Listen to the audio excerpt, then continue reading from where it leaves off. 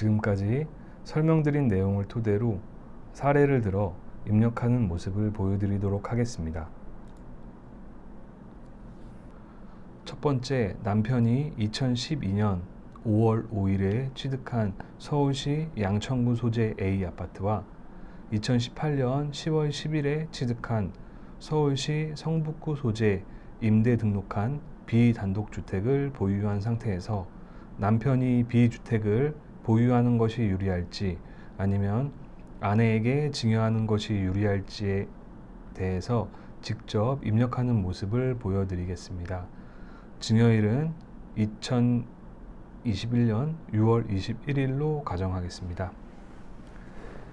단, 비단독주택은 8년 장기 임대주택으로 임대 등록하였으며 임대 개시일은 2018년 11월 1일, 임대주택 등록과 사업자 등록은 2018년 11월 5일에 한 것으로 가정하겠습니다.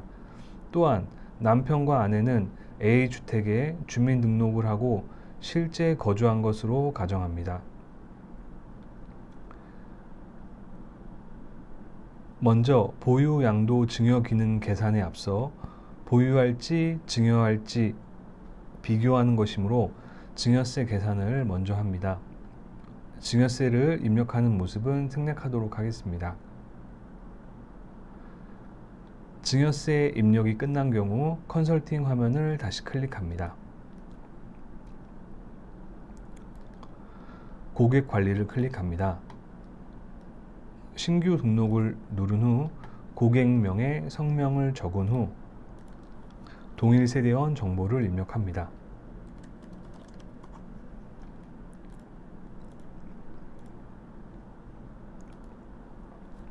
본인 및 배우자에 대한 인적 사항을 입력합니다.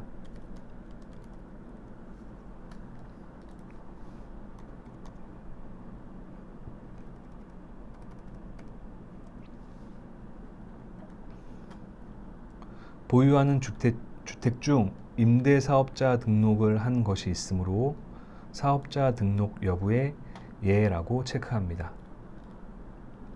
보유자산 관리를 선택합니다. A 아파트의 경우 자산 구분에서 아파트로 선택 후 주소를 입력합니다.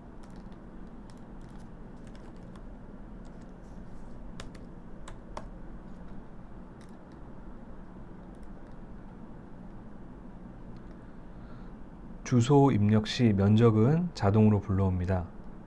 공동소유 여부를 선택하여 입력하여 줍니다. A 아파트의 경우 남편이 단독 명의로 취득하였기 때문에 단독 명의를 선택합니다.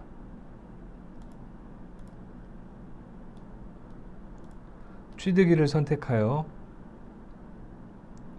취득일을 입력합니다. 취득일은 2012년 5월 5일로 가정하겠습니다.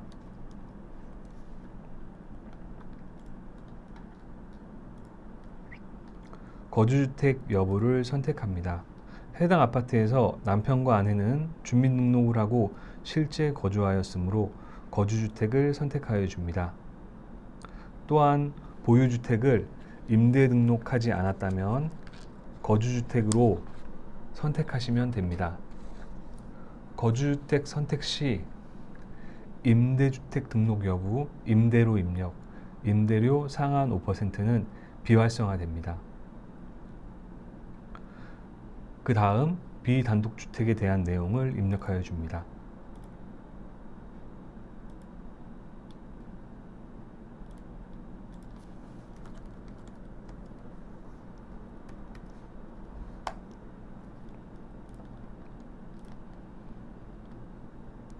자산 구분은 단독주택으로 주소를 통하여 주소를 입력하여 줍니다.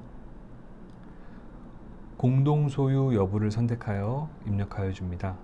비단독주택의 경우에도 남편이 단독 명의로 취득하였기 때문에 단독 명의를 선택합니다. 취득일을 선택하여 취득일을 입력합니다.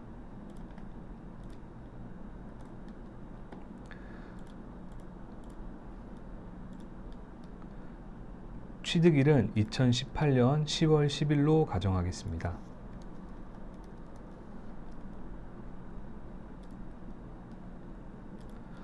거주주택 여부를 선택합니다.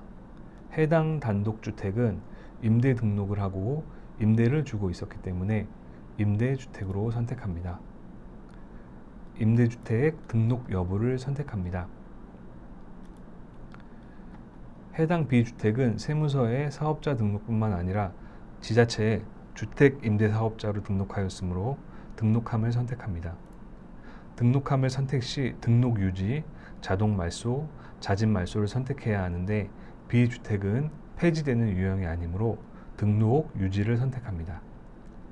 다음으로 임대주택 등록일, 임대 개시일, 사업자 등록일을 차례로 입력하여 줍니다.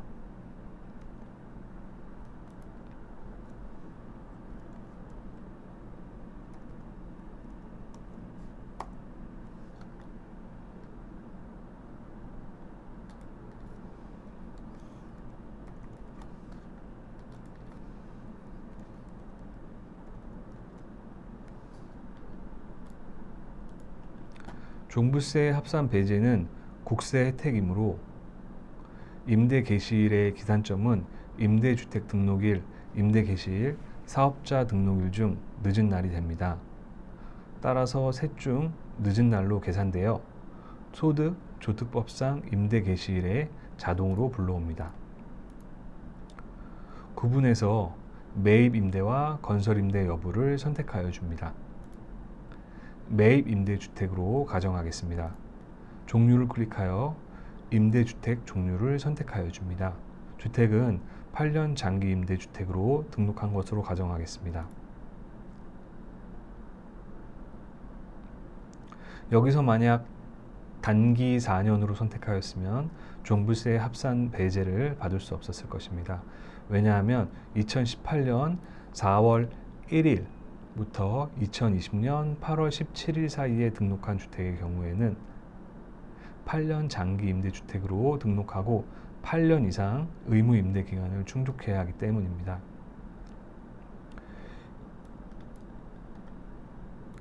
임대 개시 기준시가를 클릭하여 기준시가 등록을 하여 줍니다.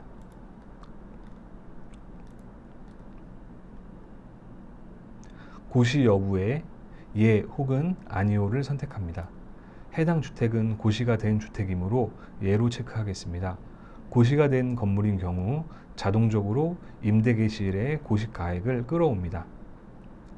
종부세 합산 배제를 받기 위한 임대 개시일은 앞서서 설명드렸던 것처럼 셋 중 늦은 날인 2018년 11월 5일이 되며 따라서 임대 개시일 당시 고시가액은 2018년 4월 30일에 고시가액이 됩니다.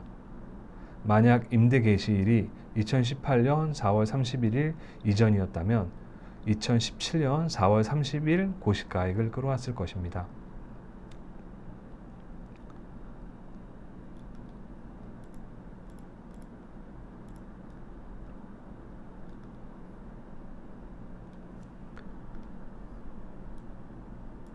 임대료 입력을 클릭합니다. 임대차 계약 내용을 입력하여 준 후 임대료 상한 5% 적용 기준일인 최초 임대료를 선택하여 줍니다. 최초 임대료를 선택하기 전에 왼쪽 하단에 있는 임대료 상한 5% 적용 기준일을 참고하시면 될 것으로 보입니다.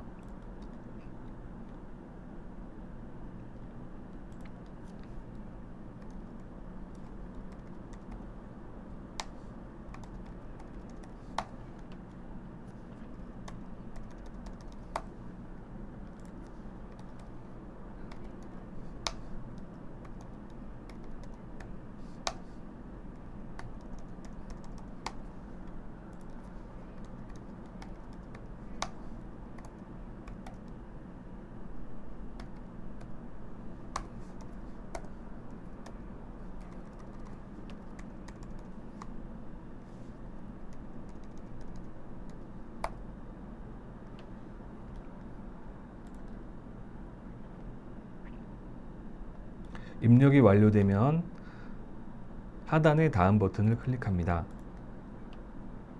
입력된 임대 기간과 임대료 등 정보를 바탕으로 계산되며 화면에 보이는 것처럼 5% 준수 혹은 위반 여부를 확인할 수 있습니다. 다만 앞서서 설명드린 것처럼 민특법과 소득세법 간 적용 시기에 차이가 있으나 양도코리아는 보수적으로 민특법을 준용하여 설계되었습니다. 따라서 필요하신 경우에는 수동으로 준수 및 위반 여부 선택도 가능합니다. 이로써 보유주택 관리 입력이 완료됩니다.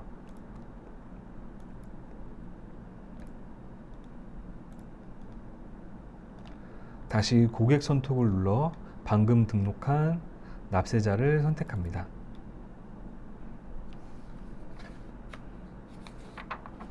보유, 양도, 증여 등 비교세의 계산을 클릭합니다. 주택정보 오른쪽 상단에 주택 선택 및 관리를 클릭하여 기입력된 주택을 클릭하고 확인을 눌러줍니다. 보유하는 것이 유리할지 증여하는 것이 유리할지에 대한 세액 비교만을 하기 위해서 오른쪽 상단의 상속세 계산 포함은 미체크하고 진행하겠습니다. 조정 대상 지역 여부 선택 화면입니다. 이는 종부세 계산을 위하여 필요한 사항이며 기본적으로 과세 기준일, 현재 조정 대상 지역 여부는 자동으로 체크되어집니다. 또한 클릭하여 직접 수동으로 조정 지역과 비조정 지역 여부를 선택도 가능합니다. A 아파트와 임대 B 주택은 서울에 소재한 주택으로서 과세 기준일 현재 조정 대상 지역이므로 둘 다 조정 지역으로 나오는 것을 보실 수 있습니다. 연도별 예상 기준시가 수정을 클릭하여 예상 변동률을 수정해 줍니다. 예상 변동률 수정은 2022년 이후 기준시가를 직접 입력하여 간접적으로 예상 변동률을 만드는 방법이 있고, 직접 예상 변동률을 예측하여 동일하게 일괄 반영하는 방법이 있습니다.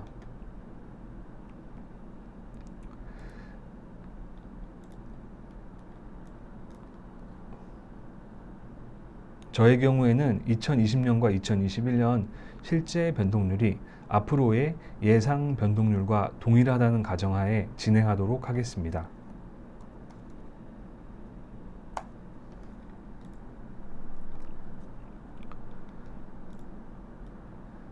그 다음 합산 배제 임대주택 여부를 클릭합니다.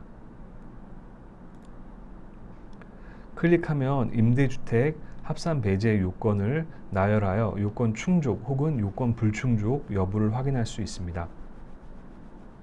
다만 해당 요건 충족 여부 화면은 입력하신 내용을 바탕으로 판단에 도움을 드리는 것이므로 꼭 요건 충족 여부를 확인해 주시기를 바랍니다. 의무 임대기간 요건은 2018년 3월 30일 이전 등록은 5년 이상, 2018년 4월 1일부터 2020년 8월 17일 등록분은 8년 이상, 아파트를 제외한 2020년 8월 18일 이후 등록은 10년 이상 의무 임대기간을 충족해야 하며 2020년 7월 11일부터 8월 17일 단기에서 장기로 변경하거나 아파트를 장기 임대로 등록한 경우에는 합산 배제를 받을 수 없습니다. 화면에서는 임대 등록 시기별로 방금 언급한 내용을 제시해 드리지만 종부세 합산 배제를 받기 위해서는 계속 임대해야 하므로 공실 여부 등 계속적으로 임대했는지 여부까지는 판단할 수 없기 때문에 별도로 검토해 주셔야 합니다. 임대 개시 당시 기준시가는 소득조특법상 임대 개시일이 2018년 11월 5일이고 임대 개시 당시 기준시가가 5억 8,500만 원이었으므로 6억 원 이하로서 요건을 충족하였습니다. 임대료 상한 5% 준수 여부는 앞서서 설명드렸지만 보수적으로 민특법의 적용 시기를 바탕으로 준수 혹은 위반 여부를 판정하므로 2019년 2월 12일 이후 임대차 계약을 갱신하거나 새로 체결하는 분부터 증액 제한을 준수 혹은 위반하였는지 여부를 별도로 확인하여 필요하신 경우 수동으로 5% 준수 및 위반 여부를 체크해 주시기를 바랍니다. 5% 증액 제한을 위반하실 경우 위반 연도와 그 다음 연도까지 총 2개 연도에 걸쳐 종부세 합산 배제를 받으실 수 없습니다. 구청과 세무서의 임대사업자 등록 여부는 고객정보에서 사업자 등록 여부와 보유자산 관리에서 임대주택 등록 여부에서 입력받은 내용으로 판정합니다. 물론 과세 기준일 현재 세무서 사업자 등록 혹은 지자체 임대사업자 등록을 하지 않아 화면 내에서 요건 불충족이라고 나오더라도 과세 기준일인 6월 1일 현재 실제 주택을 임대하고 있다면 합산 배제 신고기간 종료일까지 세무서 사업자 등록과 지자체 임대사업자 등록을 하는 경우 합산 배제를 받을 수 있기 때문에 이에 대한 검토도 해주셔야 합니다.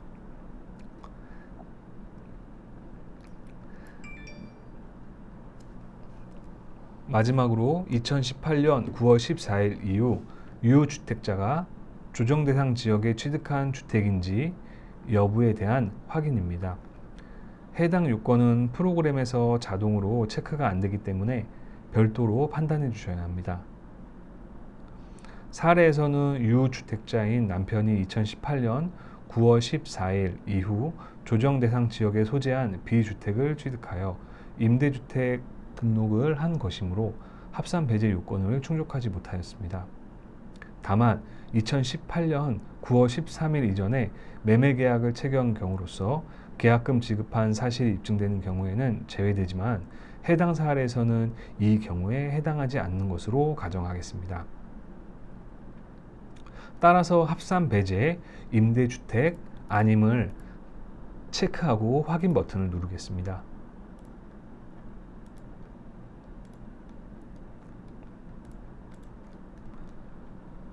다음은 양도 증여 등 선택 화면입니다. 해당 주택을 보유할지, 양도할지, 증여할지를 비교하기 위하여 선택하는 화면으로서 사례를 바탕으로 설명드리겠습니다. 남편이 2012년 5월 5일에 취득한 서울시 양천구 소재 A 아파트와 2018년 10월 10일에 취득한 서울시 성북구 소재 임대 등록한 비단독주택을 보유한 상태에서 남편이 B주택을 보유하는 것이 유리할지 아니면 아내에게 증여하는 것이 유리할지에 대해서 판단하는 것이므로 A주택의 경우에는 보유를 선택하며 B주택의 경우에는 증여를 선택합니다. 또한 B주택을 증여하는 경우 남편 B주택에 대한 소유 지분은 변경전 1.1분의 1에서 0분의 0으로 수정하여 줍니다. 증여를 선택하는 경우 부담부 증여 여부와 증여에 대한 화면이 활성화됩니다. 해당 사례는 부담부 증여가 아니므로 단순 증여를 선택하고 증여 화면에서는 미리 증여세에서 입력한 증여 자료를 불러옵니다.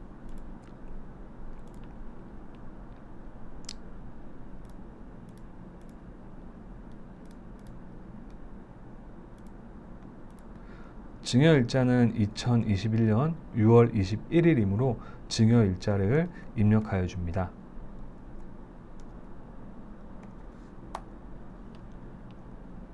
다음으로 as 보유세 등으로 넘어갑니다.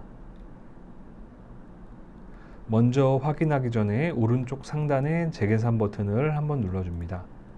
as 보유세 등 화면은 앞서서 설명드렸던 대로 양도 증여 등 선택 화면에서 선택한 양도 증여 여부를 고려하지 않고 현재 소유하고 있는 자를 기준으로 종부세를 계산합니다.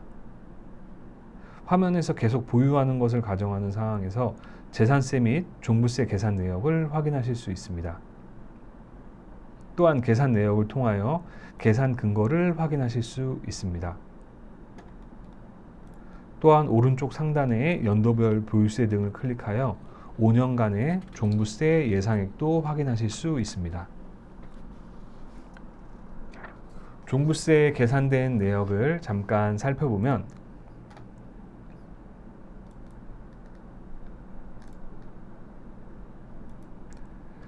남편이 A주택과 B주택을 보유하고 있었으며 B주택의 경우 임대주택을 등록하였으나 합산 배제 요건을 충족하지 못하여 합산 배제를 받을 수 없는 상황에서 종부세 계산입니다. 따라서 남편은 종부세법상 1세대 1주택자에 해당하지 않기 때문에 공제금액은 9억 원이 아닌 6억 원이 차감되는 것이며 세액공제 또한 받을 수 없습니다. 또한 가세기준일 현재 조정대상 지역에 소재한 2주택자이므로 일반 세율이 아닌 중과세율이 적용되었습니다. 또한 세부담 상한율도 조정 2주택자이므로 150%가 아닌 30%가 적용된 것을 확인하실 수 있습니다. 그 다음은 투비 예상세액을 클릭합니다. 먼저 확인하기 전에 오른쪽 상단의 재계산 버튼을 한번 눌러줍니다. 투비 예상세액 화면은 앞서서 설명드렸던 대로 양도 또는 증여 여부를 선택한 이유의 상황을 고려하여 계산하는 화면입니다. 사례를 통하여 설명드리자면 화면에서 남편의 재산세, 종부세는 증여 이후에도 계속 보유하고 있는 A주택을 바탕으로 계산된 내역이며 아내의 경우 증여 시 증여세, 취득세를 포함한 증여세, 증여받은 이후 B주택을 보유함에 따른 B주택의 재산세 및 보유세가 계산되어지는 것입니다. 이 또한 계산 내역을 통하여 계산 근거를 확인하실 수 있습니다.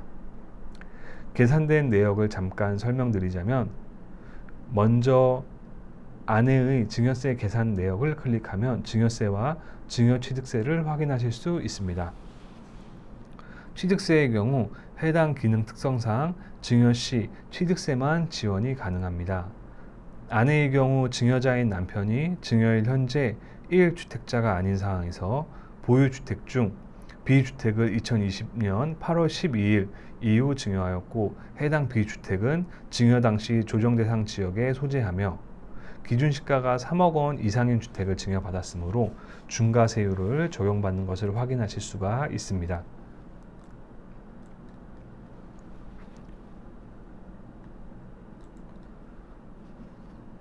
종부세 계산 내역도 간단히 설명드리면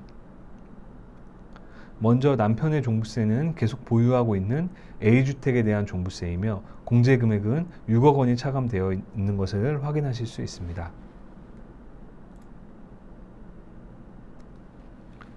왜냐하면 먼저 B주택은 합산 배제 요건을 충족하지 못한 임대주택이라는 점과 공제금액 9억 원과 세액공제는 종부세법상 1세대 1주택자인 경우 적용받을 수 있는데 아내에게 B주택을 증여하였다 할지라도 세대원 중 한 명만이 주택분 재산세 과세 대상이 되는 1주택만을 소유한 것이므로 9억 원이 아닌 6억 원이 차감되며 세액공제 또한 받을 수 없습니다.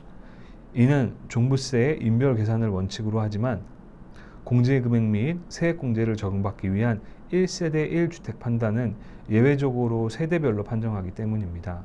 따라서 인별 계산 원칙에 따라 남편의 경우 증여 이후 1주택만을 소유하고 있으므로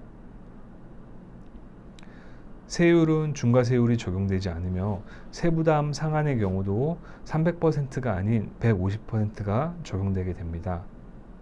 다만 현재 사례의 경우 2021년에 아내 종부세가 나타나지 않는 것을 의아해하실 수가 있겠지만 아내가 증여받은 날이 2021년 6월 21일, 즉 과세 기준일인 6월 1일 이후 증여받을 것이므로 2021년 종부세의 경우에는 남편이 A주택과 B주택에 대한 종부세가 계산되어지게 되며 아내는 종부세가 계산되어지지 않은 것입니다. 따라서 2022년 종부세부터 남편과 아내의 각각의 종부세가 계산되어지는 것을 확인하실 수가 있습니다. 마지막으로 이에 대한 보고서 출력이 가능합니다.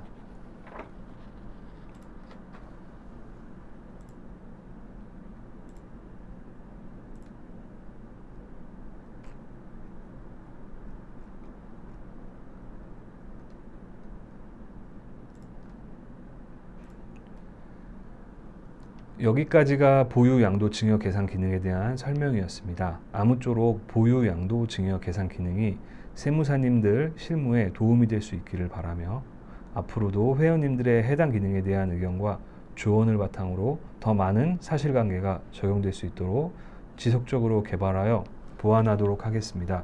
감사합니다.